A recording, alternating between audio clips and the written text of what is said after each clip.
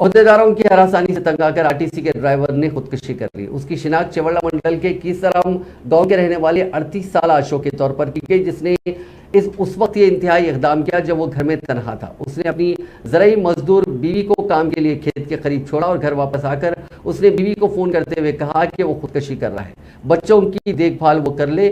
शोहर का फ़ोन आते उसकी बीवी लावनिया फौरी घर पहुंची, ताहम तब तक अशोक ने फांसी ले ली थी। खातून ने पुलिस से शिकायत की कि आरटीसी के ओहदेदारों की हरासानी की वजह से उसके शोहर ने ये इंतहाई इकदाम किया।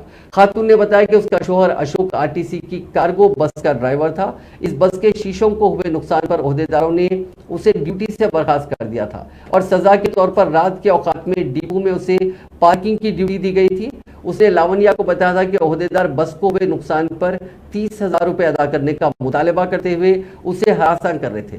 लावनिया ने पुलिस से कहा कि इस वाक़े से इसका शोहर जहनी तौर पर मायूस हो गया था, जिसके नतीजे में उसने खुदकुशी कर ली। इस वाक़े पर आरटीसी के ओहदेदारों ने रद्द-ए-अमल जाहिर करते हुए उसे हरासा करने की तरदीद की है।